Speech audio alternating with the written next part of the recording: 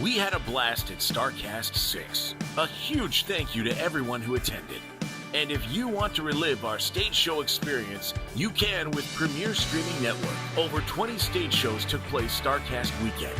From comedy shows, design panels, musical performances, talk shows, and more.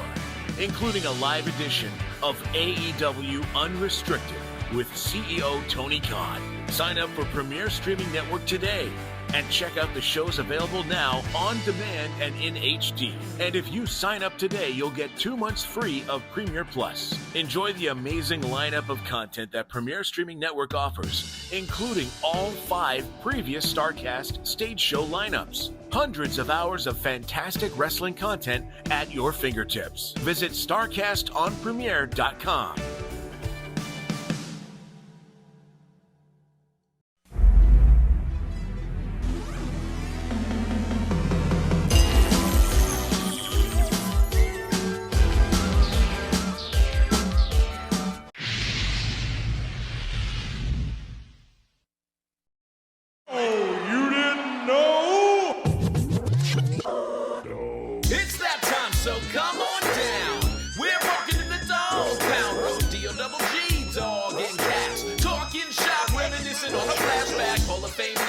Legacy that's long. That's the legend of the Armstrongs. Questions get answered. Oh, you didn't know? Let's start the show. The stream is live.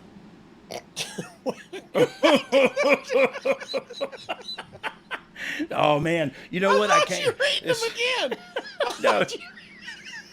And had a different shirt on. Hey, the funny thing is, when I came in here to turn the air on and set up and everything, I had 2 empty boxes of nerds, little baby nerd boxes sitting there. And I thought to myself, dang it, I didn't bring any candy up here. And so thank you for that, Dom. You're toast. Son You can do of a it. bee sting. Welcome Yeah, back to the show. Oh, yeah, go ahead. Sorry. Here we go. Welcome back to the show. It's Road Dogg and Casio, and you're listening to... Oh, you didn't know. Yeah.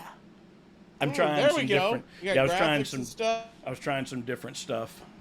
How's it Usually going, I go, dog? oh, you didn't. So it's going swimmingly, and I use that word swimmingly. I use that word grammatically correct, I think, in a sentence. But everything's going great down here. The weather's starting to finally cool off a bit here in the panhandle of Florida, the Redneck Riviera, as I like to call it. Well, Do we have baby goats yet?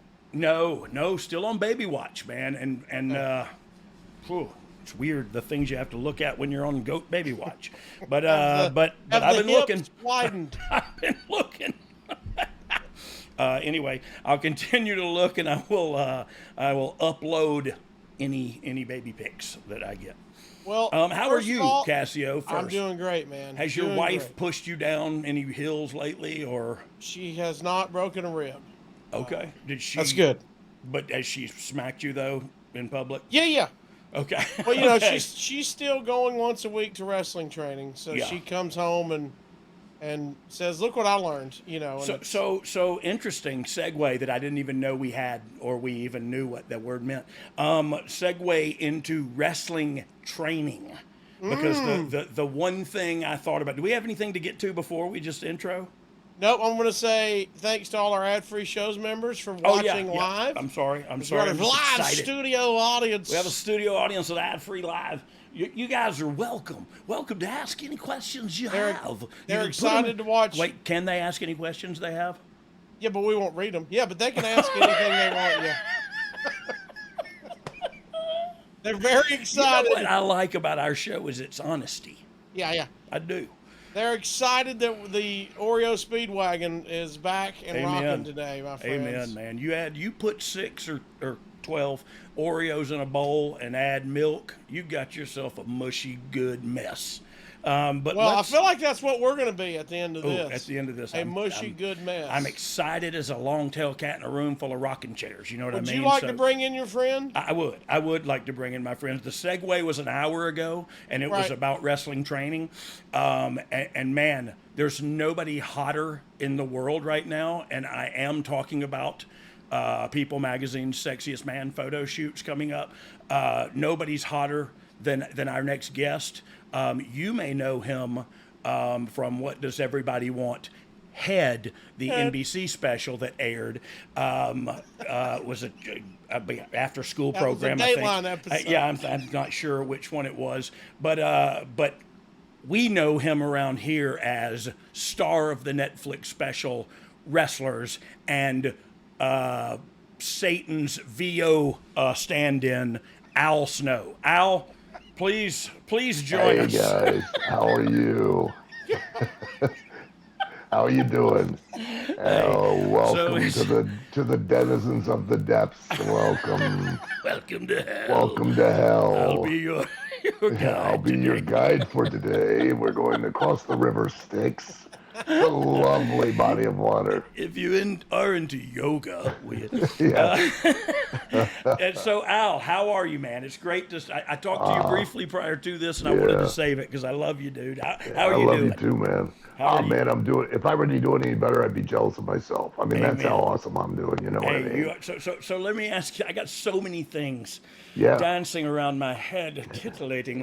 Anyway, but so many things I thought about all day today. I should have looked up some stuff. But are you on social media? Are you an a-hole, or are you considered an a-hole out of this show, or are you a hero out of this show? So far, everything has been really, really positive, which is astounding because there's always some negative. The only negative was one guy.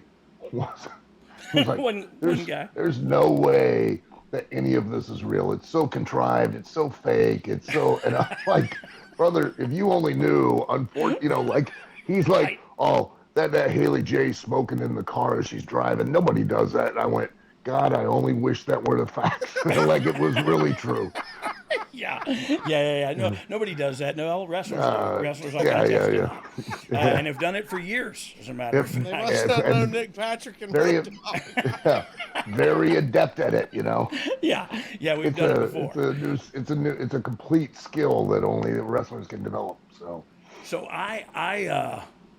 I'm going to be honest with you, Al, and I apologize. I have not seen the show. Sure. But I just haven't. It was out until right now. No, I knew it was out, and I follow Al on all the social medias because you pop me. Your sense of humor is always appreciated at my house. Good. And so I just had so many things going around, but. I read a thing on Variety. I did read that that Variety put out, and it was, first off, Variety, get over yourselves. You're not that important. But secondly, they had a pretty good report, but it still talked weirdly about it. You know what I mean? Because it has the stigma of wrestling. But this dude, this docuseries guy, he's done a couple of other things too, right? A couple of other Netflix series that were successful, and that if the trend is going forward, you're gonna be a huge success, and you're gonna be charging me 3 times what you charge me to be on here.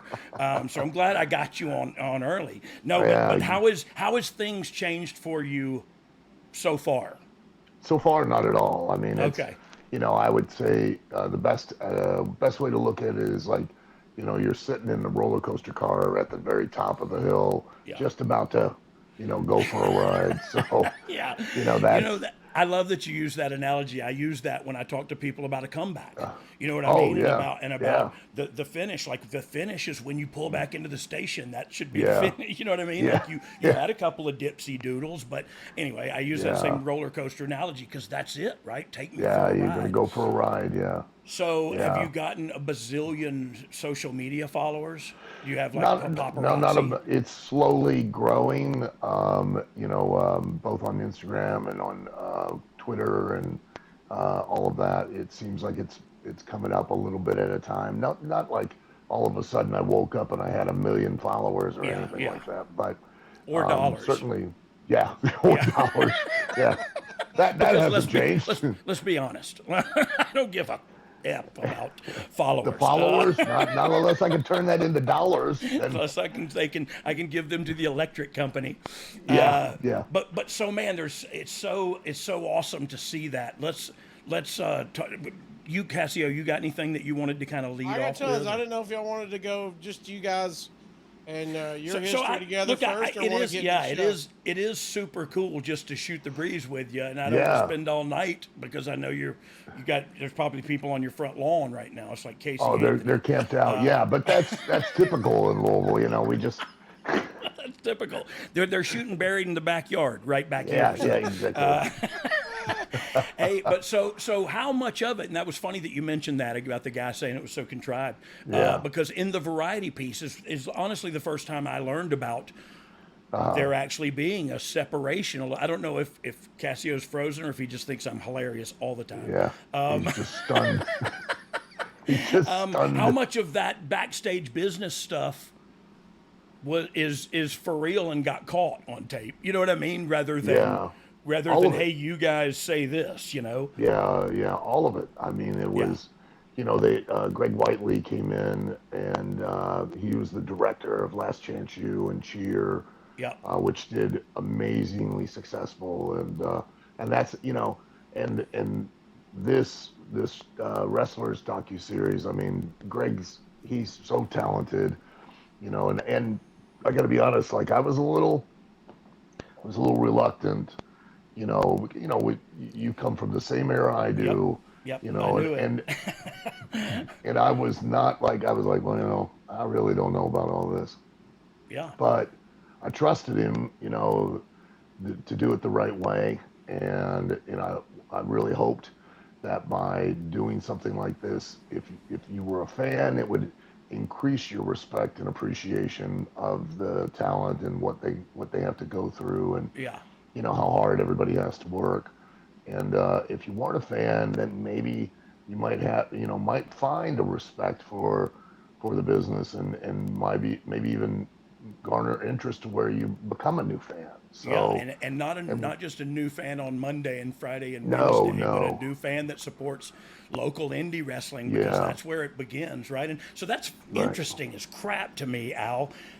Let me think about it. That's a lot to unpack what you just said to me. But how much went into that for you? Because I know we are cut from the same cloth as far as that generation and that era. How important was it to you, man, in the sit down initially, to clear that to him? Like, hey, this has to be from my you know what I mean, kayfabe from my vantage point. You know what I mean? Yeah. And he did. I mean, he really pulled back, and you know, you do see everything, but you don't see everything.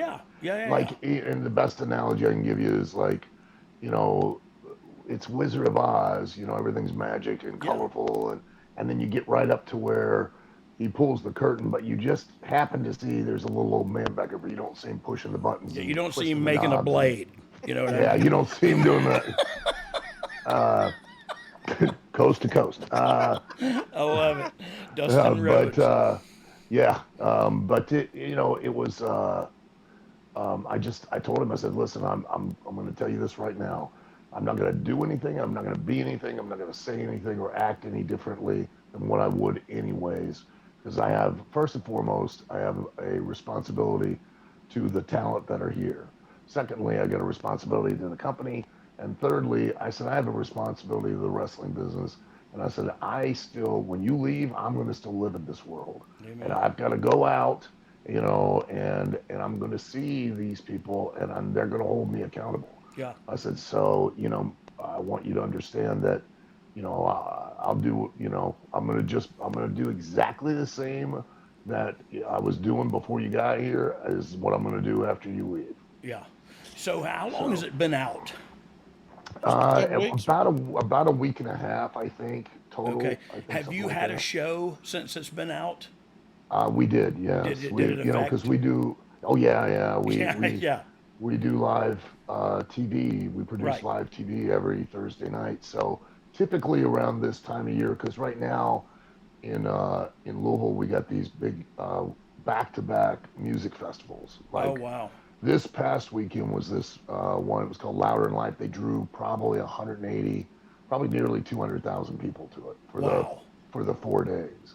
The week before that, they had a you know, it was a different kind of music, but it was Bourbon and Beyond, and they drew probably 150, 160,000 people.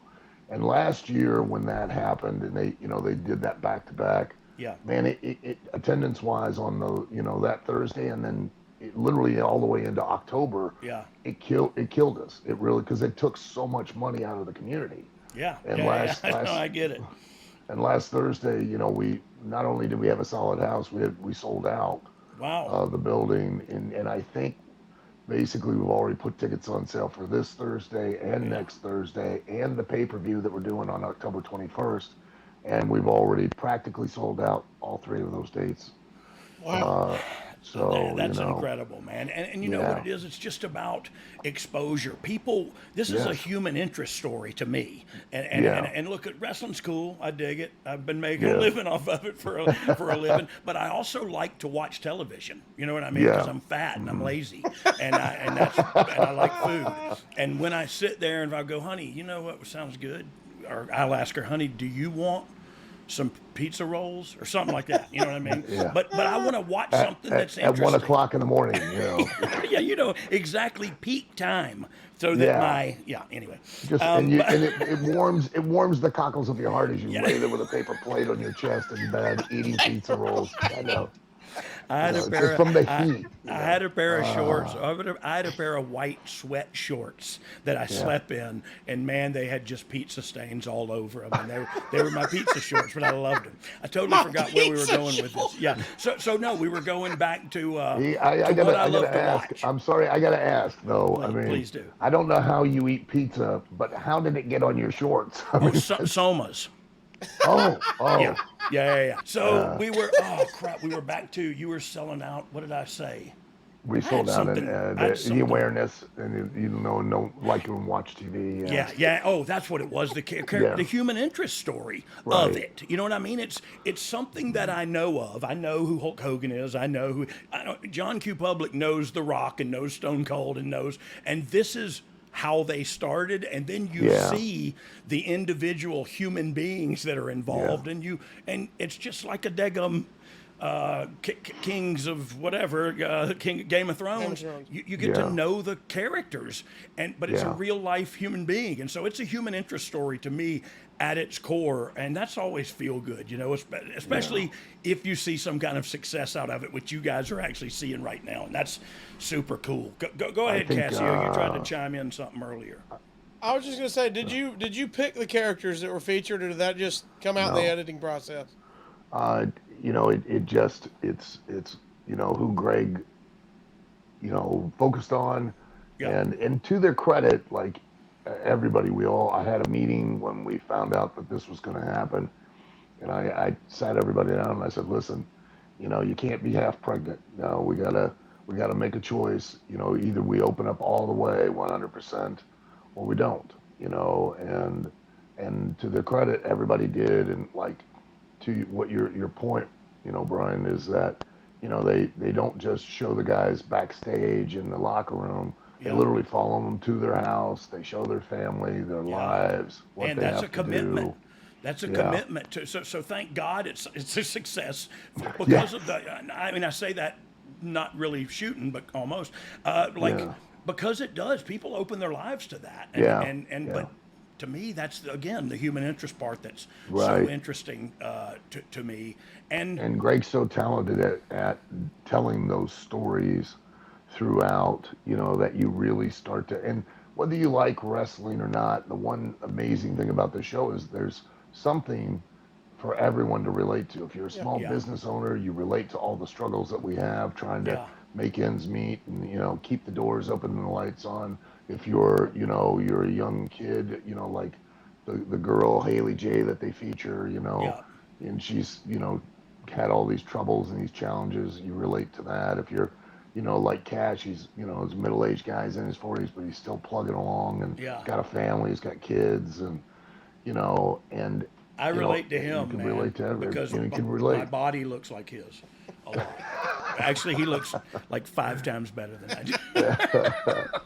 But you relate to you relate to all of them, and there's something that, and you get involved. Greg Whiteley does such an amazing job of telling these stories, and so many people on social media would be like, oh, I started to watch, an episode, and the next thing I knew, I was watching episode 5, 6, and I just couldn't stop, and they just watched from beginning to end. Even Eric Bischoff the other day brought that up. Did you secure season 2 already? Not yet, no. Okay. I thought I read that in the stars. Yeah, no. And it was an article where they were, the guy, it was another article, it was Esquire magazine, and the guy was questioning the the ability to continue to tell, for like guys like Greg Whiteley to continue to tell these types of stories on the platform of Netflix, because he was saying something about how sports and all that were not a big draw on Netflix as much as everything else, and how these underdog stories wouldn't possibly get told. Well, I feel like this cat himself, his history, the guy you're working with, Whitingly, I messed it up, I'm sorry, but his success speaks for itself, right? Oh yeah, So I got 2 words for that guy over at Esquire. And I think it's nobody reads magazines anymore, dude. Yeah. No, I meant I heard in the star. I read in the stars. I'm a big astronomer now. Oh, right. Yeah. I play with. I'll play with. I know Uranus. I'll do anything for. I've heard you've been pretty spacey a lot of times. Oh well, that's a true statement. That is a true statement. And let me tell you something. If you're an astronaut and if you break up with your girlfriend, you don't go, "Hey, I just need some space." What's the point? You know what I mean? I mean, really. Oh, it makes me think of Rocket Man. Yes. Pack my bags today. Whatever. So go ahead, Casio. Look, it's 20 minutes. It's longer than I thought before we brought up Matt Jones. Your I don't know what you call him, but your cohort there. Yeah. Kentucky Sports Radio. What do you call him, Matt? Matt Jones, Yeah, you don't have a nickname for him? Yeah, don't be so excited. Well, there's probably lots of nicknames. You're not going to say one here. If you're not gonna curse, I'm not going to either. So. I love it. I love that he got a joke out of not cursing. Yes. That's classic. How long comedy. was he involved before this started? I would say probably about a year and a half, probably. Okay. Somewhere, give or take, in that range. There he is. Yeah. There he What's is. your first thought, Al's laugh said a million words to me. But so for real though, was it as problematic? Is it as problematic as it shows? Well, here's why. And is it philosophical? That's a 2-part question. I apologize. No, not at all. I wish I could find some philosophy in it, but. And again, I probably could. I just don't want to curse. Yeah, I don't want to look that. I don't want to look that deep. It's late. I think, for him, he comes from the radio world, where he's the product, he's the talent, and we know, Brian. I mean, that sometimes even the talent in wrestling, there's some of the boys they get on a run and. They get to be a gorilla in the locker room. You know what I mean? They get an attitude, and and it's in their shit don't stink. Oh, I said this first word. You can say that. Their poo-poo caca doesn't stink, and and they, and then they start to become a little more. And we in the business, we know that that's why we have all of those rules of etiquette and things, is to keep or help prevent guys and girls from starting to believe their own publicity and thinking that they're. And if there's nobody that's going to police that, in catering, you know what I mean? Yes. Nobody's going to do that. And now, he's coming from that world where he was the talent. Yeah. He could behave with impunity. He could get away with an attitude, feeling superior, and talking down to people that didn't really call him out on it. Yeah. And then he came in here. and then that was what created, with that same behavior. Yeah, and tried to talk to you that way. Yeah, well, me and everybody else, Yeah. and it created a very adversarial and toxic environment with everyone. Yeah. And to the point where one of the guys, threatened to beat him up. Yeah. So, well, which I told him ahead of time. I said, listen, I would have been that guy. You probably would have been, yes. And I told him that. I said, listen, these are very high level athletes who are very artistic, very creative, and they have intense, and rightfully so. I said they have intense egos and a lot of pride. And I said, and respect's a big thing, and you cannot speak to these people the way that you typically speak to people, because if you do, somebody's probably going to beat you up. Yeah. And because it is a when you were saying it and how he talks about it's at the end of the road, it's about respect. Yes. And it is definitely a two-way street. And, right.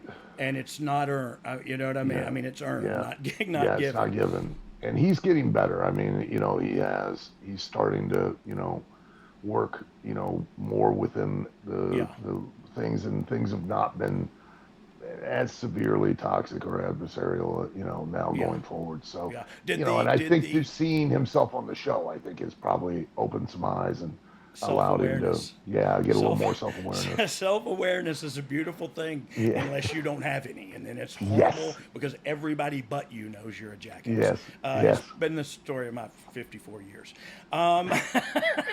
So, did the show exacerbate y'all's heat, or did it help it? You said him seeing it. It's helped it. I think I think it's helped to we had a conversation, and and I said, look, we'll wipe the slate clean and move forward. And be done, because why live like that? You know what I mean? It's just too much. not worth it. It's not worth it, man. I don't have enough time left on this side. No. I'm 60 now. I'm 60 now, so the clock's ticking. Yeah, you know what you're I mean? an inch from death. You got a foot in the grave, bro. You got one on the banana peel and the other in the grave, and I'm ready to any minute. Hey, so you're 60. Yeah. Holy mackerel! Did you ever do drugs? I mean, it's obvious you're on the gas now, but did you well, ever? Yeah, I mean, of course. Did you ever do drugs? I wanted to slip that in there. I never did anything, drugs. right? You were straight edge before straight edge was. That are just most people would consider boring. So Well, most people back then did, but I tell this story a lot. I remember laughing at Edge and Christian because they came in like on time and were working out and getting prepared for the day, and you know what I mean. Like I was under the and everybody's like, "What's out. wrong with these guys?" That's what I said. And then now I look back. They're already hired. I mean, for God's sakes. I mean, what else do they need? It's not like they're going to get paid more. It's not like they're going to get paid more. They get a gold star for showing up early. Fast forward, turns out in 15 years, you kind of get over if you do that crap. You kind of do that get rewarded. Stuff. Yeah. Go figure. So let's talk about the individual characters. So. And I'm going to screw up the name, but the girl that won the title. Yeah, Hollywood, Haley J. Yeah. Haley J. So yes. is she the one whose mom is something? Yeah, Maria. Yeah, Maria was also a wrestler. They, and like, the old saying, like Jerry Jarrett used to say, you can tell people enough of the truth so they'll believe the lie, And I knew like they want, I knew there was some serious relationship issues between the two of them. They both had a lot of, you could just tell there was a lot of heat there, a lot of personal heat. And, they were interested in wanting to, work a match together, and it plays out on the show. And wow. Dog, speaking of meeting a greater audience, that is our friends over at AG1. We are so excited to be teamed up with them. They are the daily foundational nutritional supplement that supports whole body health. Yeah. And look. Not just upper body like I have here. It's a whole body health. You know what I love, and you're going to read this in a second, but I love the functioning mushrooms and the adaptogens. Like, so those are some of my favorite words to say. And the fact that they're good for my body inside is also so a plus. Good. Yep. And I'll be completely honest with everybody. AG1, they're our partner. They sent us AG1 so we could take it. Yep. And my wife promptly stole it from me. Because she is, you've seen her, dog. She's she healthy. is incredibly in She's shape. fit. That's and what I want to say. She said, what is this? Look at that. You've seen the packet on your screen. If you're watching us, you see everything that's involved. You've got the scoop. You've got the bottle, the shaker. She said, well, this is perfect. I take all these supplements, and it's all right here in one scoop. Convenience is the name of the game, dog. Convenience is the name of the game in life right now. You know what I mean? Like, everybody's so busy and so full. This is one scoop, big dog. One scoop, Snoop, and you're done for the day. And it's all of those vitamins you were talking about. How much money do all those things cost? This right here is less than $3, I think it is, a day. And that's a half the price of your Degum coffee or your dragon fruit refresher, for the love of God. What are you doing? She makes fun of me for my M&M's addiction. And I'm like, hey, you have all these supplements you take every morning. You've got all these pills. They're in all kind of bottles and all this on the counter. And then, boom, you can take AG1 for, like you said, dog, less than $3 a day. It's a really effective daily habit with high-quality sourced ingredients. That's called a win-win in anybody's book. And like you said, 75 high-quality ingredients. Yeah. They're going to give you the key daily nutrients to support energy, focus, strength, clarity, and dog's favorite, gut Boy, you health. turned me. Gut health, man. It's so important, and my gut ought to know. It's big. It's just a big gut. If your gut ain't right, your butt ain't right. No, you know? Amen.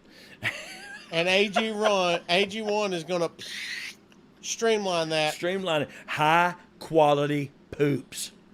It supports the immune system. Amen. How about that? How about so that? Drink that AG1 every single day. How about your morning ritual? That becomes it. It's real easy. Boom. And that's it. Take it. Drink that on your way to work. Spend time doing something else. You're ready to go. Yeah. AG1, that's where they're at for you. So, if a comprehensive solution is what you need from your supplement routine, then try AG1 and get a free 1-year supply of vitamin D and 5 free AG1 travel packs with your first purchase. Go to drinkag1.com/dog. That's drinkag1.com/DOGG. Check it out now and be sure you tell them you heard it on Oh You Didn't Know. We thank AG1. Thank you, AG1, for taking care of us. We love them and love them being a part of Oh You Didn't Know. And by the way, you know this, dog. Yeah. As much as you travel, those travel packs are incredible. Yeah. It's the one to do. It's the one to do, the travel pack, and it's like a whole toiletry. Like you know what I mean? Like, it fits right next to my toiletry bag in my bag, and so convenience is the way to go. Like, even you can travel with it, and so AG1. I'll say this: go Google vitamin D and its benefits. By the way, incredible benefits relating to all kind of different health issues. If your vitamin D is low, it's tied into all kind of health issues. And boom, AG1 knows that. That's why if you use that promo code and go to drinkag1.com/DOGG, they're going to give you a free year supply of vitamin D. They know how important that is for everybody. Yep. That's all right, dog. You as we go back, of that. Yeah, it is. Boom, less than $3 a day. I gotta see it. It's one of my favorite episodes. The episode around their match was shot like a wrestling production almost, but with that added TV drama to it. I mean, I got through with it and went, they just did a whole episode on this match. And we didn't really see the match. We just saw the chaos and leading up to it. I mean, let me tell you something. The goal I had, this is for real. I told him exactly what I said. Listen to me. You know, when this match ends, I said, what I want is, I said, Haley, I said, you know, you look back at your mother and kind of hesitate, and then I want you to go back in and I want you to hug her. Yeah. I said, because when you do that, we're going to have people are going to be crying. Literally, and there were people in the audience just in tears. Yeah. And I was like, Yes, yes. Give it to me. Give it to me. Hey, you know what, Alan? I don't know. I think you can speak for this now. That I mean, you still work and everything, but you're pretty much on the other side of your office now. You know what I mean? It's so rewarding. I hate that term. I hate. I know you do. I know you do. I'll text my team and go, sorry, I need you to call the office, just to be an a-hole. But yeah. What I mean is you're just on the other side of the tracks now. Yes. And crap. Where was I going with that? Well, wait a minute. Was that your last match in the series? What I only every once in a while will get back to the ring. Yeah. And let me tell you something.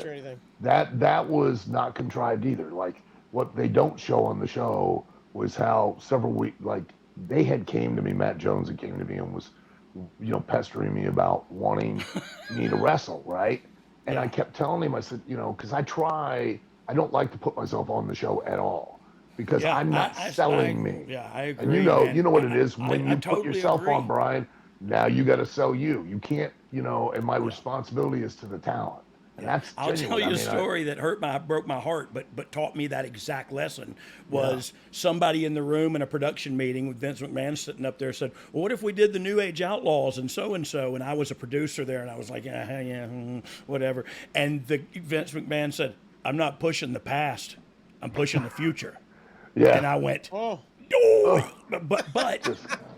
he's right. But he's 100% right. Yeah, he was like that's right. just hurt my ego. You know what I mean? Yeah. It's not. So my point was. Hey Vince, if you have a few more minutes, could you kick me in the balls again? I would appreciate it, sir. Yeah, I would really appreciate it because that first one just kind of stung the, and then tell me I'm a dirty girl. Kick my balls and tell me I'm a dirty girl. My lower portion needs some attention. My lower torso. So what I was going to say is for me, it was more rewarding to be involved something that I saw come to fruition on television than it was to be on television and be a part of wrestling. You know what I mean? Does that make sense? Yeah. It feels good, right? It's different. Yeah. And it's even more, it's just as challenging, but in a different way. 100%. Because you don't have your match to go about. You have the whole show, the show in its totality, the multi-matches and the flow of it. And there's a lot that goes into it that, of course, people on the tweet, playing with their tweeter don't have any idea of. They just fantasy book 24/7 and go, oh my God. I like to play with my tweeter too, but that's on my own personal time. I do too. That's personal time, right? I'm not on the clock. I'm on my feet. Sorry.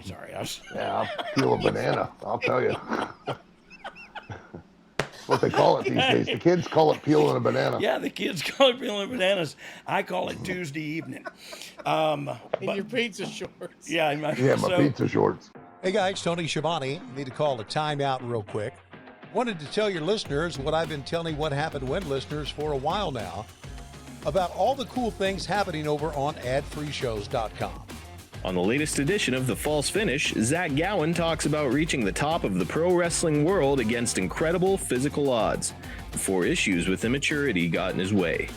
It's not a talent issue, it's a maturity issue. We want to see you continue to wrestle, try new characters, become a heel, try new things, find a groove. The door is open, just mature a little bit. But it was almost fatherly, the way he sat me down and explained to me exactly why I was being released. And I'll always remember that, and I'll always thank Jim Ross every time I see him for that. As Dogg and Casio finished up their latest Ask Dogg Anything, they kept the party going for Ad-Free Shows members, answering more questions on a bonus overrun. We were the main event. Me and Brian Christopher were the main event. Doug was in an up there match. Jamie Dundee was in a tag title match, I'm sure. And we just stopped and started playing pool and drinking. Like, that was what we did. We pulled through the median and turned around and just called from a payphone and said, yeah, our car can't make it. That's just a small taste of what we got waiting for you. With 4 levels to choose from, see for yourself why Ad-Free Shows is the best value in wrestling today. Sign up now at adfreeshows.com. Where are we going? Where are we going, Casio? Let's talk about some of the characters. We talked about Hollywood. Oh, yeah. I'm sorry. But I was just going to point out, like, you'll see on the show where they start badgering me about wanting to wrestle, want me to wrestle. Yeah. And I ended up agreeing, but I did it very reluctantly because then that wasn't, you know, I just really did not want to now make it about me.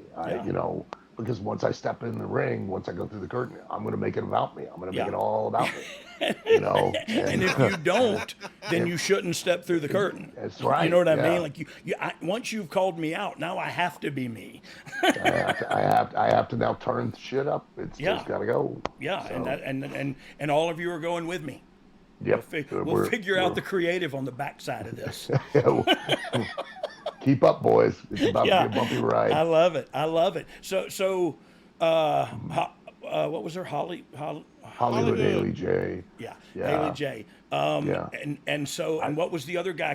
Cash Flow. Cash Flow. Yeah. And he's the big dude, big burly. And Mahabali Shira. Shira, you know, came over Good from night, India. Irene. Oh, Do you remember him, Dog? He was in Impact. Yes, did I meet him in Impact? Yeah. He did not make a visual impact on me like that picture just did. I can tell you that much. But I did meet him. Ring King. Yes. He came from the Ring King when Jeff Jarrett had gotten that.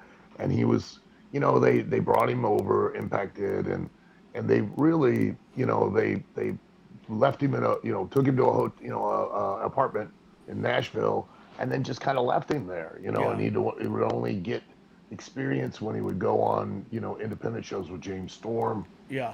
And, you know, I kept telling him, why don't you send him up to Danny Davis, up to Louisville? That way he can be around other people, he can learn the language, and he can really get trained.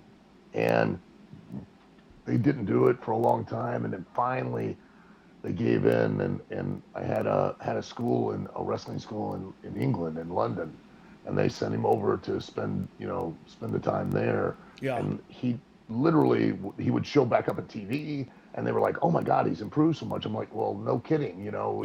Put a little bit of time and effort into this guy.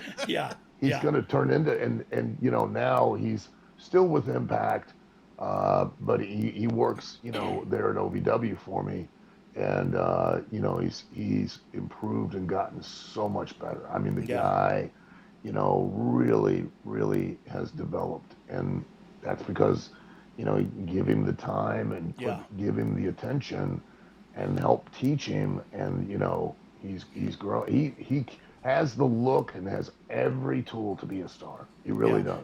So I remember, I'm pretty sure I talked to him in Chicago that weekend. I went up there to just to oversee some things that Impact was doing, or to watch some things. But I remember him.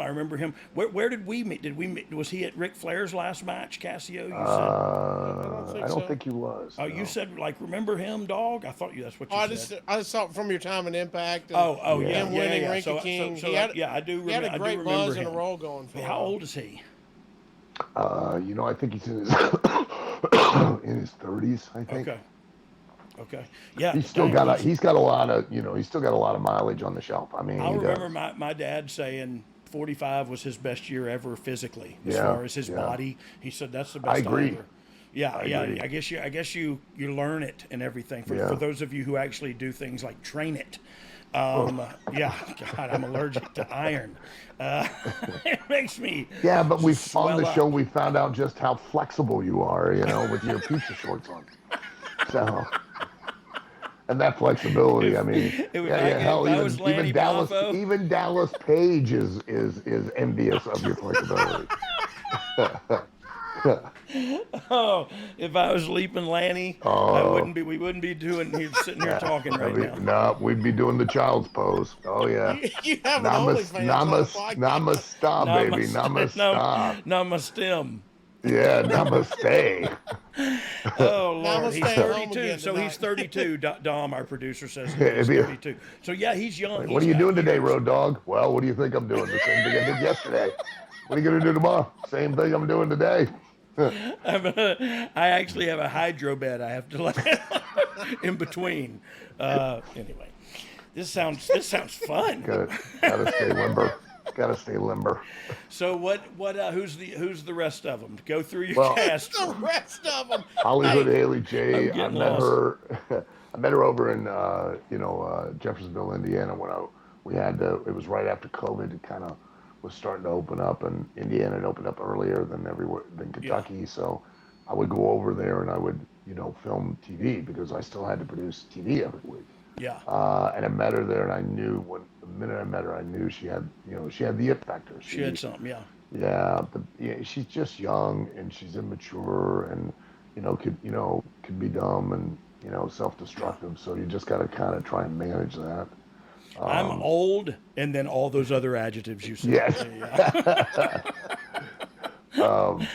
But Cash, he's a guy that broke in probably when he was pretty young and has been on the Indies for a long time. He's never gotten to step up to a bigger platform. Yeah. But the guy, I'm not kidding. Like you see the size of the guy, but that guy, honestly, he moves like he's about 190 pounds when he wants to, and he is incredibly agile, has the spatial, awareness and the coordination to do things that, a guy not even like a third his size does. Yeah, should be.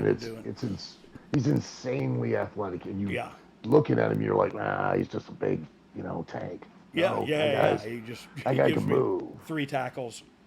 Yeah, he's pretty incredible. So. Yeah, I gotta watch the show to see that dude because I feel like I've seen him through my years in indie stuff in Nashville and Indiana. You probably did because he working in that area. Yeah, I'm sure he'd been. I was gonna say he's probably over his crap on the indie circuit all around that area. You know what I mean? Everybody knows him because he's been there for 23 years.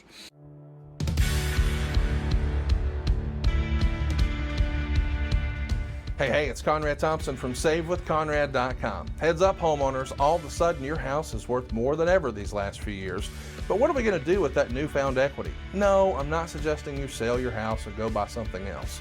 But didn't we all make this decision when we bought a house where we said, hey, someday we'd like to, and one day it would be nice if, maybe it's the dream kitchen, maybe it's an in-ground pool, maybe it's a man cave.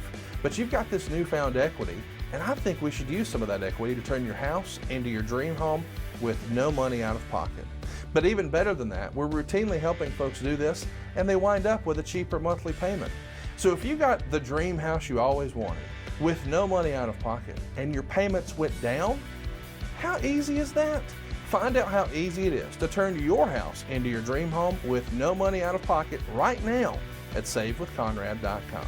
We can't wait to hear about your projects.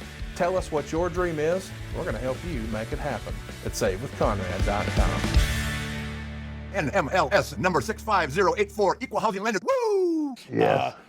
So what about, let's talk, I don't think we cannot talk about Cal, the Fannie Cal Mae Hero, Hero. Cal, yeah. Cal doesn't really get featured a lot during the show, but you do see him, and he is a part of things, but Cal, I see big things for, Cal, and I'm not, he's so young. not saying that, be biased or anything. I mean, if I thought he sucked, I'd straight up say it, but 100%. I would have said it a while back. You know what I mean? Yeah. But I think here's the, at least from my experience, okay, I think that a very large reason why so many people, because they say, you get in the wrestling business, kind of like a 99.9% failure rate, meaning you're never going to get to WWE, if that's your destination type of thing, right? And a large part of that, I think, is because, quite honestly, people don't commit. They don't ask themselves if, and be honest, and say, if you want to, tell them, if you want to live a life that others don't live, you got to be willing to do things that others don't do, and they'll tell you, oh man, it's all I ever wanted, and I live it, I breathe it, I defecate it. See, I used a fancy word. I know, I appreciate it. Yeah, and but the sad thing is that we had BBC America here last year doing a multi-million-dollar project filming this. They were here filming 7 days a week, 12 hours a day, and Doug Basham runs a class on Mondays and Wednesdays to if you even if you already have experience, you should come to the class, keep learning, keep developing. here the cameras are there on those Mondays and Wednesdays. Okay. And the objective, of course, for any professional wrestler is, hey, I got to get TV time, I got to get exposure, I got to build an audience. Yeah. Well, here's your chance. You know, it's 2 hours. And there aren't going to be that many people that show up. Here's your chance. You can drive 15 minutes across town. You get in front of the cameras. You can now have some time to speak with the production crew. They might like your story. They might find it fascinating. You might become the focus of the show. Now you get even more TV time, right? Yeah. I promise you, the exact same people and the exact same number of people, which ain't many, showed up during the filming and no one else did. You couldn't even bother to drive across town and help yourself out. Yeah. That's why most of these people will end up never making it a career, because they just don't have the drive. And that one thing, that one aspect, that's the one thing Cal has in spades. Yeah. Is that he literally commits himself to wanting to do this. And this is Cal. And he's developing, you know, he's getting, you know, you can see him improving and growing, and, you know, as he goes along. And it seems like his in-ring presence is there, like he's there. His timing looks good. Like it may not be perfect, but it's good, and it can be, you know what I mean? But he has grown. He's still a little timid, and you can feel it. But the more he's there and the more time he has, it's just he's reps, going to start to break it. Reps, he's going to reps, start to break out of that. Yeah, he's going to have a little a-hole in him. Yes. Yeah, he is.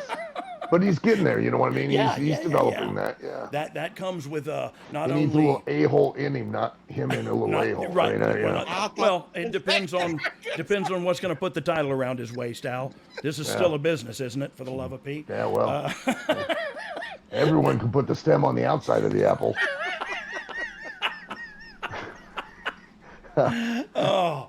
You know what I love? I do love a good apple juice, like an apple cider, like a hard cider. Sure. Or apple cider. Insider, you know, that kind of In Da Nang one time, I saw, Casio, you had a question about the show. I just want to point out, since we were talking about anuses anyways, you know, if you can Google this too, your anus, the human anus, can stretch to about 9 inches, right? So, you know, the next time you're at like yoga class, and Carol's over there going, I can't do this, I'm not that flexible. You go, Carol, I think you're underestimating yourself. Dare to dream, Carol. Hey, another little thing you can Google too, okay, because it kind of ties in, and that is, it's a shoot. A raccoon can fit in like a hole about 4 inches around. So really, technically, you could like stuff 2 raccoons up your ass. I mean, that would, if you have time on your hands, I think Richard have a little room, at least an inch. Yeah, well, yeah. So I'm not sure if it was raccoons. Come on, back up in there, Skippy. Let's go. Ricky Raccoon. Ricky Raccoon. Let's go up there. Take your mask off, you little bandit. Yeah, you little turd bandit. We have reached premium new level, yeah. No, but it's great. No. It's exactly what this podcast is all about. Al, nobody's really listening. This is for you and I and Casio to fly on the wall. It's all just for us, our entertainment. We're just catching up. You know what I mean? Same amount of people listen to this as showed up for practice 2 days. That's right, yes. No motivation. The truth is, Al, and I don't know if there was a time in your life when this was a thing, but I remember just needing to get into a wrestling ring. Yes. You know what I mean? Like, I just need to get in one, and once I can get any opportunity I had to get in one, I was getting in one. You know what I mean? Yes. And so that to me is, if there was one across town, I would have been there. You know what I mean? Well, like I would have been there. I wanted to do it. And I think that's where the frustration comes in, you know, sometimes because, you know, I remember when, you know, I would be in the ring for hours, you know, and you had to kick me out of there, you know, and, you know, to have an opportunity like this, like, you know, back in the day, if you'd have told me what grocery store she was coming out of, I'd just say, make sure it's canned good day so she can't push the cart too fast, and I'd run her over, you know, just to get this chance.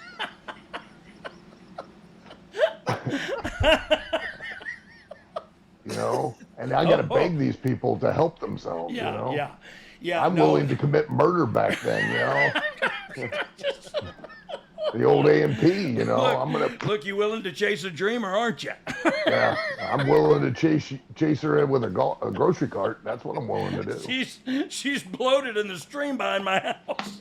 Yeah. She's bloated in the stream with a raccoon in it. Yeah, with 2 raccoons up her ass. Yeah. Yeah. I'm 2 Ricky crying. raccoons.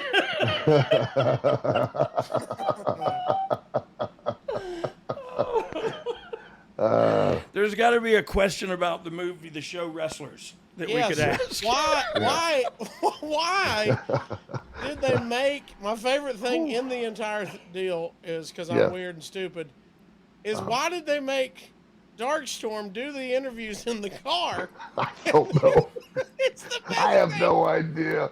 Him hanging his arm out over that beat-up car. There's a picture of it. Dog, every episode, every interview, he's in that car. Yeah, and that's his car, too. That was a car that he drove and he broke down. Yeah. God bless his heart. Yeah. I remember the first time. Runs over the curb. He does what? At the end, he runs over the curb trying to pull off. Like, he made a point, and he's like, I'm out of here. And boom, boom. Old man behind him. And dropped the rear end. It just fell out. First time I ever met Jimmy Jacobs. It was on one of those tours up in Canada for Danny Duggan. I don't know. Do you know? Yeah, the Inuit Indian reservations and the whole deal. And so anyway, Jimmy Jacobs had driven the whole thing, and it was like a K car, and it was spray painted, and it was horrible. And I said, dude, that's your car. I felt bad. I got to tell you about this 10-day tour it was Nova Scotia and Newfoundland, right? Yep. And so we arrive. The guy, the promoter, takes myself, and Luke, the bushwhacker, so they take us to this bed and breakfast. A retired police chief and his wife run the bed and breakfast, and this is where they store the ring in the garage. And I meet the head of the ring crew, Wiener is his name. Who Anthony looks like Weiner is his name. Yeah, an 82-year-old Yosemite Sam, right? He's a former moonshiner who got caught by the Canadian government and now has to work on the ring. So, and he's seated next to Honky Tonk Man, who both are completely drunk, just obliterated. No way. What a this shock. This is your entry into Newfoundland. Well, now we wake up in the morning, we go downstairs, and I find out, hey, Wiener's about the easiest person to get to know because the couple, the wife's cooking, breakfast, right? The husband's watching porn. He's watching porn on the computer with the volume turned up full blast. As I'm walking down the stairs, I'm just hearing, and I'm like, what the hell is going on? I come down there. She's no selling it at all. He's walking around the house like it's an episode of Dragnet on the TV screen. I'm like, what is going on, right? I'd like a hotel. That's all. So now I go meet the rest of the crew. I meet Indian Larry. Okay. Yeah. He is not Native Canadian. He was adopted by Native Canadians and believes he is, so much so that at the end of the tour, he put on and donned the ceremonial garb, performed a ceremony, and gave Luke and I dream catchers he had bought at a gas station. Not me. But that was nice of him. Yeah, there was high-pitched Shane. Shane was a 20-year-old boy who sounded like he was perpetually kicked in the nuts. So these are nicknames you're giving him, or these are the nicknames? Okay. Yeah, no. I needed everyone to be. And then there was old Bob. Old Bob was like, he literally sounded like Boomhauer from King of the Hill. And only Wiener could communicate with old Bob, and old Bob could communicate with Wiener. Okay. After 10 days, you get to know this stuff too. Now there were two dentists that were like road managers. There was the local dentist, pretty halfway average. Then there was the dentist that was trying to steal his job from Toronto that lived in a white panel van with his 16-year-old son, who he would always constantly be doing this, and his face was purple. And I'm like, what is, like, does this guy have a seizure? What's going on? Right? Wait, whose face was purple? The kids? The old dentist. No, the dentist. Okay. And he's rubbing himself, and he's moving in his clothes. And I'm like, what the hell is going on with this guy? Turns out he's on ecstasy 24 hours a day. Makes sense. Lives now. on it, and he's Makes just all the time just rubbing himself. And I'm like, does he have a gallon of orange juice? Well, now I found out how Wiener got his name. You guys like to hear that? I sure would. Would I? I go, Wiener, how did you get this name? He goes, I'll show you. Okay. He takes 24 hot dogs and one at a time puts them in, pulls them out, and then they're gone. He swallows them whole into his stomach. And I was like, if you ever decide to have a career in gay porn, you will be a millionaire. Yeah. What's his name again? And do you have his number? Wiener.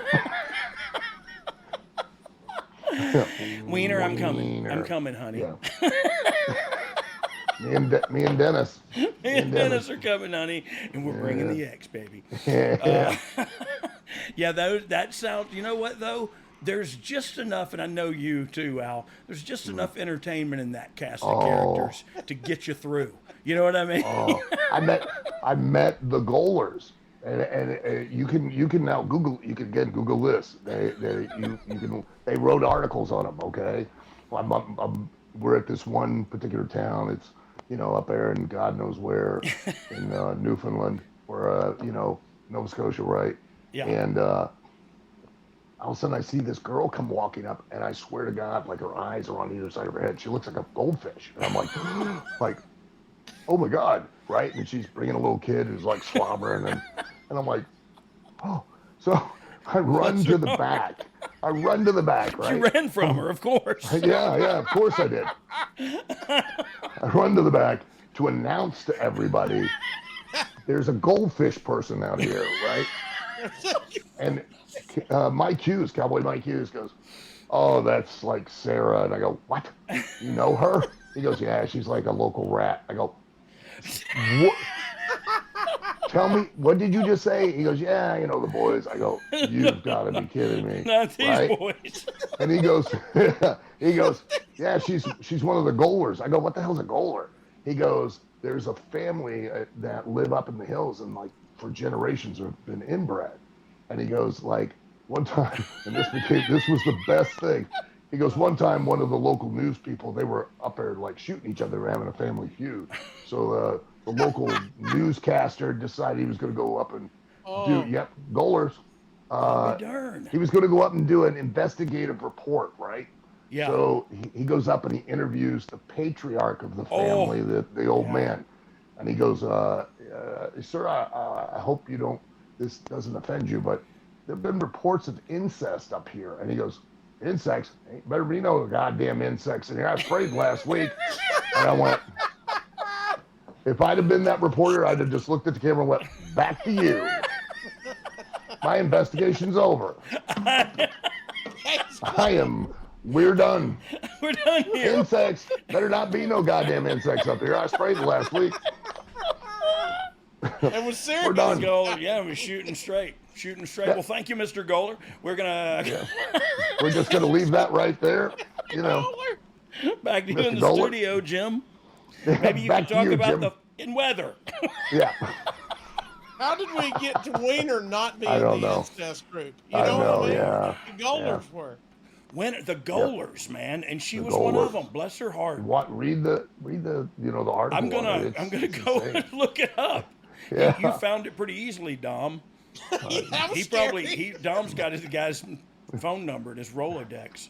That's and let's be honest. I mean, that's the one greatest thing. Like used to, I get all like worked up. Now I just embrace it. Yeah. And it's like I get to live in Ripley's Believe It or Not land all the time. All the time, and they're paying you.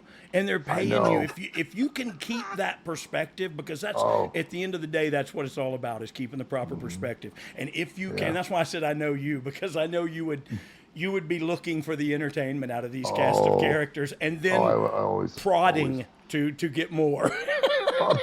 I'd love to have been on that. Yes. I call it facilitating you being able to live your life to its That's fullest. all. You know what I mean? That's all. Is it too much to ask? I don't think so. I say we push the boundaries. I agree, man. I can't wait for season 2, Wrestlers Nova Scotia. That's what I want. The OVW moves up to Nova. We moved to Nova Scotia. Hey, for real though, who do you have? We've been talking for an hour already. It feels like we ain't even started yet. Who do you have down there that you feel like? And look, I know you got to try to kind of be politically correct as far as. But who down there do you really see like, well, I'm not going to have that person long? You know what I mean? Do you have a person probably, like that? Yeah. There's several. There's several of the girls. Layla Gray is already under contract with AEW, but I still get to be able to use her on a pretty regular basis. Yeah. There's a young girl. Her name's Jada Stone, and she's got so much personality. She's got so much charisma and physical ability. Yeah. Tiffany Nieves, Haley J. Obviously, I think she's with especially this opportunity. I think she actually. I think WWE reached out to her for a tryout. So really. Yeah. That's the rumors. That's the rumor. Yeah. Yeah. Cal. Awesome. I would say there's a young guy by the name of Luke Curtis. A big guy, he's probably 6'6", named Joe Mack. He's got a lot of talent and ability, a lot of potential. All of them really. I mean, and because you've worked at NXT, there's nothing more satisfying. And I genuinely mean, like, I would not be surprised that any one of the roster I have would get an opportunity, and I would have to start working on trying to build somebody else. Yeah. And I hope they do. I hope they do. But that's the goal, right? That's the goal. Yeah. There are inherent pitfalls in that goal, like you said, creatively. Yeah. I lose who was on top down here because somebody else took her. Yeah. But it gives somebody else an opportunity to now step up. More oxygen up top, right? Yeah. But to watch all of them from where they come in to where they are now, and their understanding and their better clarity of what works for them and why and how they can go about doing that to make themselves an attraction, and be a draw, motivate an audience to want to pay to see them. Did you think about any of that, Al, when you were starting? Hell no. I mean, me either, man. I wish somebody, and I lived in the business. I grew up in it, but I don't think my dad ever thought about it like that, to be quite honest. Like I'm a product, and I can push myself or I cannot. But you know what I mean? Like I can, I just don't. I didn't ever look at it like that. I want to be a wrestler. I think when we're wrestlers, we don't realize how much really we have control over. Like we always think, oh well, and I know that's a big thing still right now. Like you've got a lot of talent that are on these AEW and WWE platforms that if they only would take the time to realize the minute they walk through that curtain, there's two things nobody can do anymore. One, nobody can help them. They're 100% responsible for making themselves a star, and they still think it's Vince or WWE that does, and it's not. It's or a writing team. Correct. You know what I mean? It's not.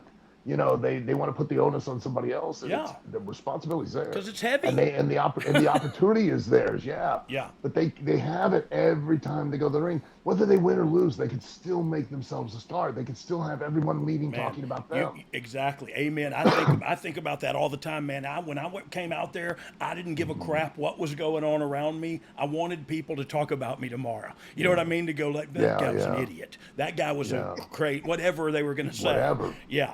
Take the time to do it. But the same goes conversely. No one can hinder you. No one can keep you from doing that. Yeah.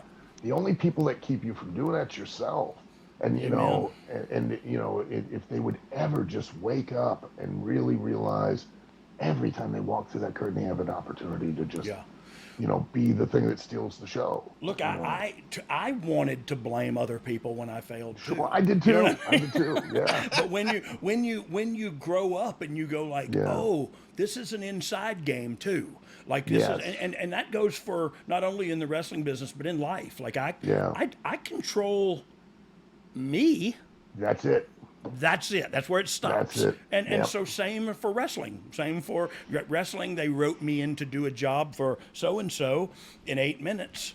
What am I going to do in 8 minutes to make them talk about me tomorrow and not so-and-so? You know what I mean? And not bury him either. I'll have a great match with him, but I'm going to do something. Get him over. I'll get him over, but I'm going to get myself over in the meantime. In the process. So that he's not beat nothing, so therefore he's nothing. He actually beat something, so now that makes him that much more. Yeah. So much, like, I don't know. So I was going to ask you, and I think that's because this is just wrestling philosophy, kind of older guys, younger guys. Yeah. How are you when it comes to instructions, when it comes to you being an agent to these young folks and putting their matches together? How set in your ways are you? And do you find that is a two-parter too? Do you find that's a struggle to try to meet them in the middle, or do you not try to meet them in the middle? At first, it was a bit of a challenge because I was trying to get them to do something they hadn't been taught. Yeah. And that's to sell, you know. And I don't mean sell like everybody believes or understands it from the perspective of, oh, I got to act like I'm hurt.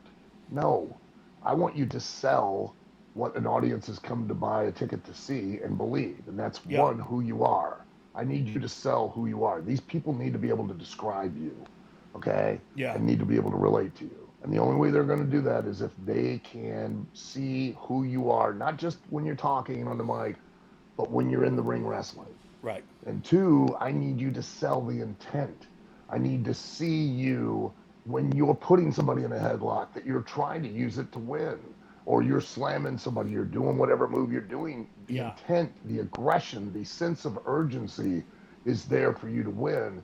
And then if you get something done to you, I don't need to see that you got hurt. What I need to see is the consequence of it, that, oh my God, if I get hit again like that, I may not get up quick enough to where this guy might be able to beat me. Yeah. And that ultimately is what we're selling, because, you know, contrary to popular opinion, the only thing that's fake about wrestling, the only thing that's ever been fake about wrestling, the only thing that's still only fake about wrestling is just that the outcome's predetermined. Yeah. And that's the one, who you are, and the fact that you're out there genuinely trying to win and not lose is what an audience wants to believe in, because if not, there's no consequence. There's nothing for me to watch, and that's what we get into. And look, I was going to just bring up like a specific thing is like the super kicks, the no selling super kicks, and recoiling off the rope into a nut. Like, does that drive you nuts, or you kind of think like that's the evolution of the game? No, it drives me nuts. Okay, it does me too. But here's the beauty of wrestling. Okay. And whether they like it or not, it doesn't change it. This isn't like, you know, JR used to say, oh, you like vanilla, I like chocolate. It's all this isn't debatable. No, it's not.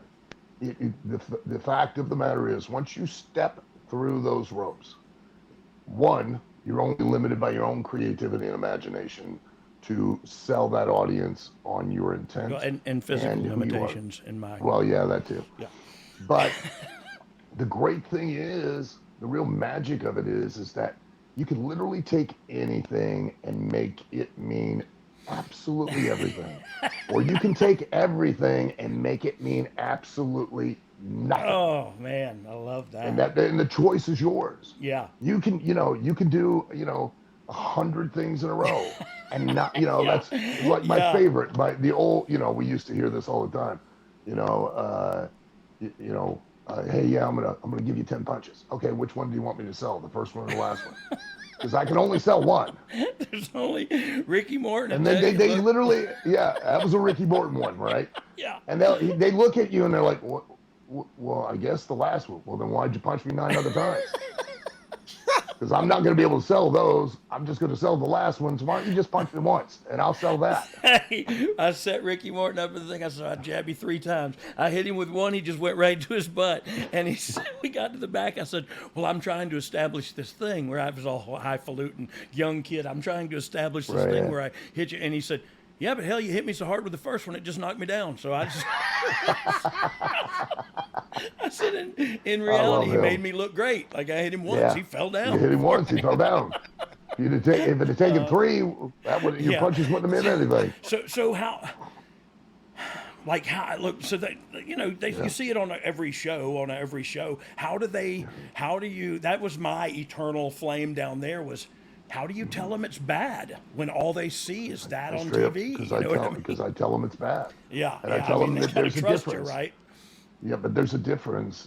I tell them this: there's a difference between performing a wrestling match, and then there's a difference of working a wrestling match. Yeah. The definition of a work is it's a con, it's a sham, it's to make someone believe a lie. Yeah, so when I hear these ridiculous terms like work rate, I'm like, what is that? The rate of lies per hour? There's a lot of verbiage out there that I disagree with. There's a lot of weird stuff they're coming up with now. Yeah. I heard Dave Meltzer one time say he was critiquing a match. He goes, they did great rope work. I go, what the hell's rope work? I've been wrestling half my life. I never heard that in my life. Never heard that term ever. Rope work. Yeah, you know what I did? I made the audience believe the ropes were real. Yeah, and I sprung off of them, and people, I don't know, that's the thing to me is you said sell, and it's the truth. It's you have to sell the entire scenario from entrance to exit, and it's everything in between. And if things arise out there that can get the people involved, I promise you it's better than the bullcrap spots you talked about backstage. Absolutely, so that's the also a struggle is like, man, I get it. Talk about some crap. Put together some stuff, but not every move, and feel them. Maybe to your point earlier, maybe we get a sign that says JoJo has a small penis, and he's like ha ha ha, and we work that for 15 minutes into a roll up finish, and our whole match went out the window, but the people were engaged, and you know what I mean. So it's when you realize ultimately the only thing you're selling is just your intent in the finish.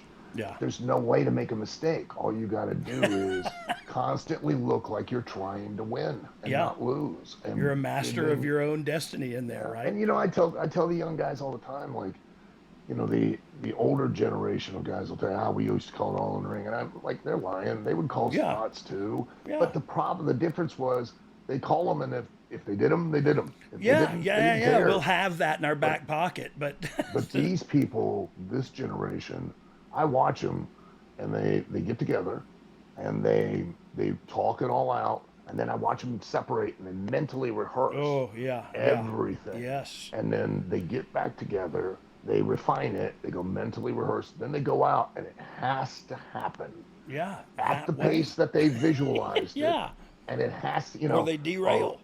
They go off the rails. Yeah. I mean, they don't know how to adjust. It's horrible to see that because people like these guys are good, but they had a crappy match because they didn't ride they didn't sit loosely in the saddle. You know what I mean? And tell me if I'm wrong, but I think, that's the other big mistake that the younger generation now assume, and that is Carl, the plumber who used to play college football, and he's wants to go to wrestling.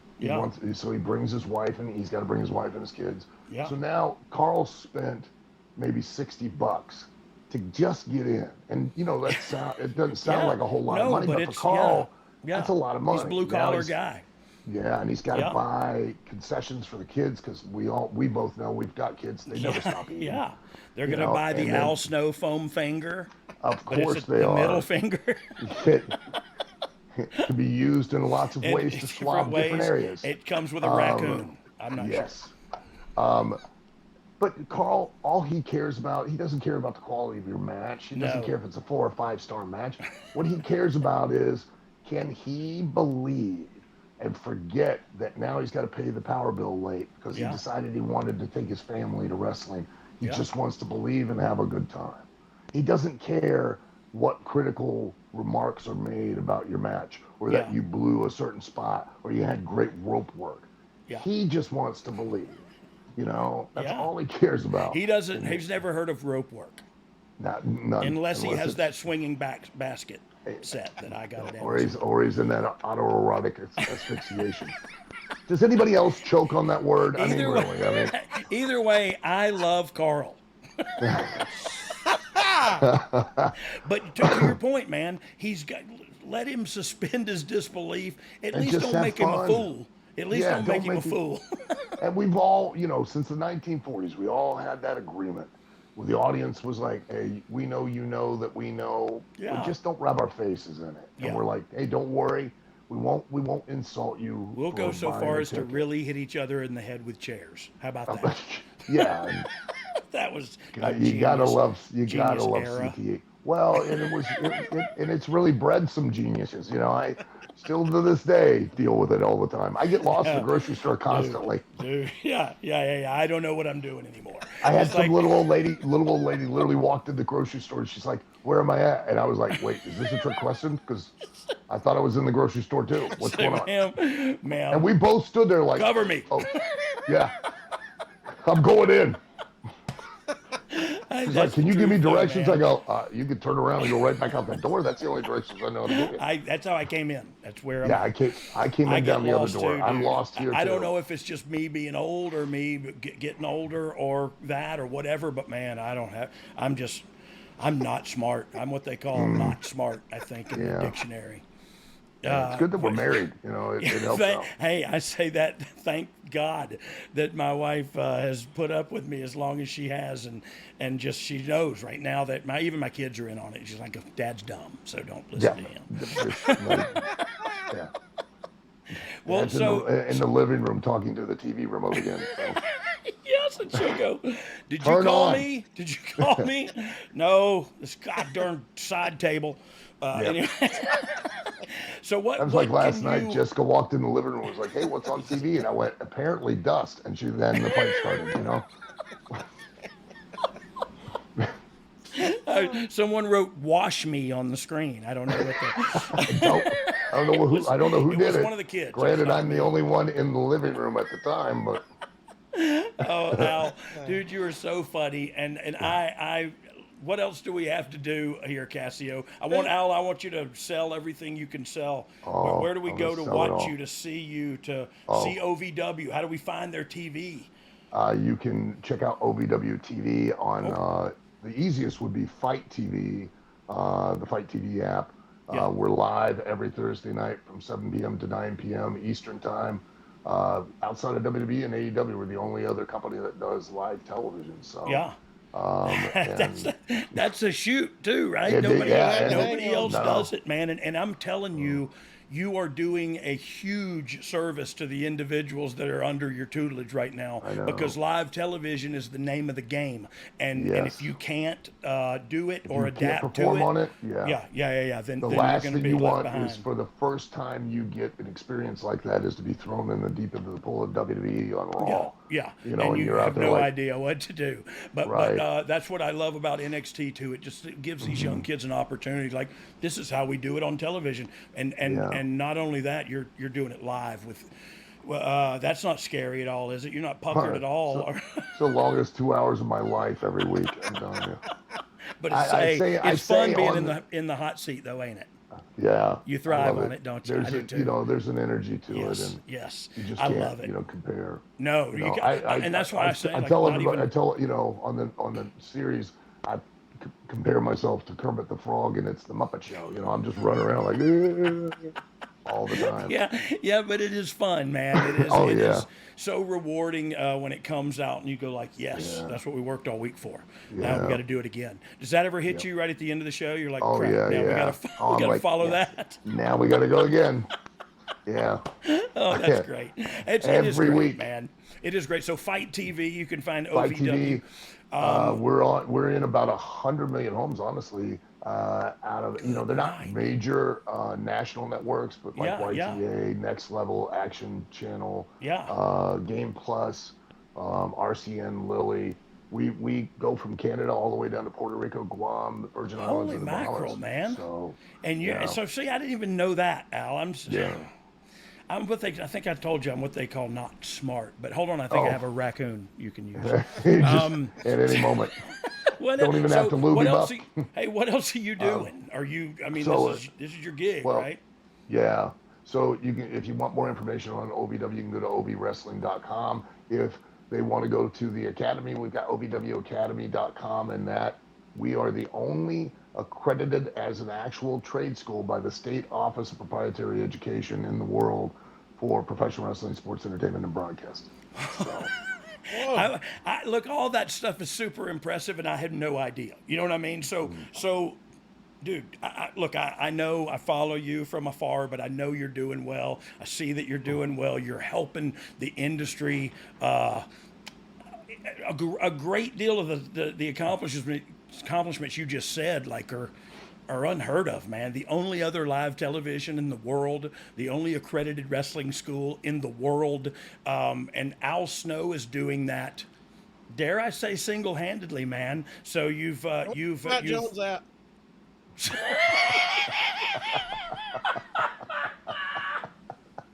That's no, Casio. That was perfect timing, though. Good job, That was Casio. good for you, wasn't it, Al?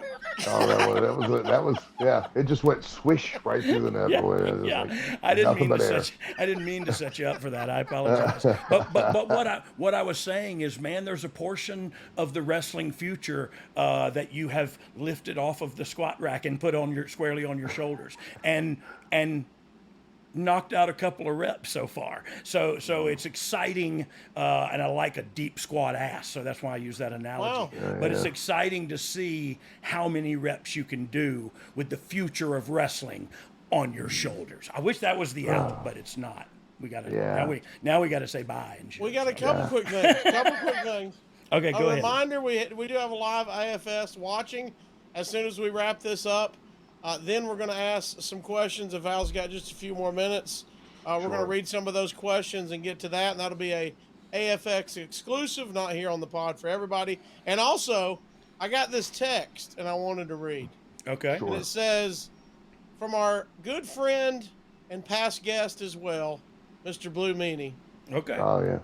Al Snow is currently on the show. I didn't get to make it, but he has a good story of me destroying a car with my ass. Oh, yeah. Would you like to You want to hear extrapolate? it? You want to hear it? Yes, of course I do. All right. Because listen, we all love Blue Meanie. Yeah. But sometimes, like, his nether regions can be absolutely rancid. Okay. Like excuse me. Nuclear reactor. Yeah. So we're riding in, years ago, we go over to Cherry Hill, New Jersey. We're going to go to the NWA tournament. It's winter because the windows are rolled up. And there's myself, a young guy by the name of Jason Campbell that he's driving his car. Thank God it wasn't mine. And Phyllis Lee was like a den mother to wrestlers. She helped X-Pac get into business. Yeah. She was with Dean Malenko or Boris Malenko. She helped Jody and Dean go to Japan. She actually was instrumental in getting Dan Severn in the very first UFC fight that Dan and I trained Dan for. Yeah. And so she was riding along, and Meanie starts farting, in the backseat of the car. Are they audible? Oh, they're audible, and they are very. They have a very thick and rich. I can't say aroma, like you could feel it in the air. Yeah, it's palpable. And literally, the windows were starting to get like a grease on the inside of them from it. To the point where I was getting so offended, I started flicking matches on him because I was getting so angry. I was trying to burn him alive. Literally, catch him. I thought he would spontaneously combust. Yeah. At least it would stop the farting. So it got to a point where I would still smell it every time he'd move on the seat. And I started punching him as hard as I could. And he's like, he kept saying, I'm not doing it, I'm not doing it. I go, I can smell it, and you better stop. And it was because he had stink stained the seat. Okay? Now, I'm not, when I tell you stink stained the seat, like, we get back and, you know, home, right? And this is when I lived in Lima, Ohio, and I had a wrestling school there, right? Yeah. And I'm in the office, and all of a sudden, like, this is like 5 days later, right? I hear a big commotion, and I go out into where the ring is. I see Jason Campbell with a stick trying to hit me with it, chasing him around. And he's screaming at him, you bastard, you know, you ruined my car. And I'm like, what are you doing? And he goes, I can't get the smell of Meanie's ass out of my car seat. I've used charcoal, I've used vinegar. I can't get it to stop stinking. A year later, he still has the same car. He's tried to sell it. He can't sell it because everybody gets in the car and they smell Meanie's ass. Right? He's Maybe like, it's a selling point. He goes, you won't believe this, Al. Come down, come look at my car. And he goes, look, I parked where the sun will hit the seat. The sun hit the seat, and where the sun hits the seat, the smell started coming out again a year later. Skunks can't do that. Can't do that, no. No. What is his diet consist of? He's got a scent gland in his ass for something. I don't know. Just rubs his cheeks together, and I don't know. The only way that kid got rid of that car, it got T-boned, and he was able to junk it and get rid of it.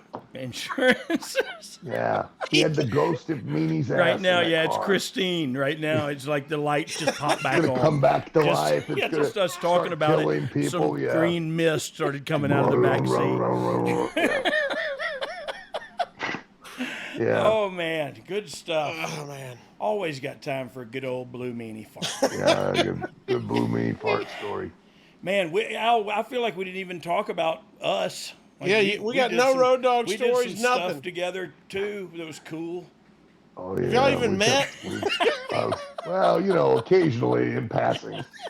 But that's what That's what I wanted to do. I wanted it to be like you and I just catching up, but also you smartening me up about the show, man. Yeah. So Netflix wrestlers. Al Snow is the grumpy old man. I saw there was like 7 pictures of you, all and the it said faces happy. of Al Snow. Yeah, and I'm just sitting there like. Yeah. Yeah. Oh, I love it. Like I've been lobotomized, you know. I was like, no, that's not him. That's just what Netflix called. That's not Al. Yeah. That's not my Al. And if anybody wants to help support, I mean, please on social media #wrestlers Netflix. You know, we're still trying to keep pushing it because we don't have it. You know, we're not guaranteed a season 2. Yeah. We're really still trying to get it out there, and I can't encourage people enough to check it out. You know, that so it's hashtag wrestlers Netflix. Yeah. Hashtag awesome. Wrestlers Netflix. Awesome. Well, if you want to follow me on too. social media, it's the real Al Snow. Why? Because there have been some fakes, and if you want to fake me, that's fine. I'm just going to message you and go, look, could you aim the bar higher? I mean, for God's sakes. Yeah. Really? Yeah. Look at me. I'm 60 and I look like this. Yeah. Sir, you're fat. And you're just talking about me now. So, please support it through #wrestlers Netflix. And Ricky Raccoon says hello. We're going to have those shirts up for sale in no time. Like Ricky's head peeking out of a hole. Popping out of a hole. We just don't know what hole it is. Out of a knot hole. Let's act like it's a knot hole. It is. Casio, typically, your wife will go, not in that hole. Not hole. It's a knot hole. Not in that hole. It's like nachos. Yeah. That's when you get. That's when you happen to get dolphin sex. Where they get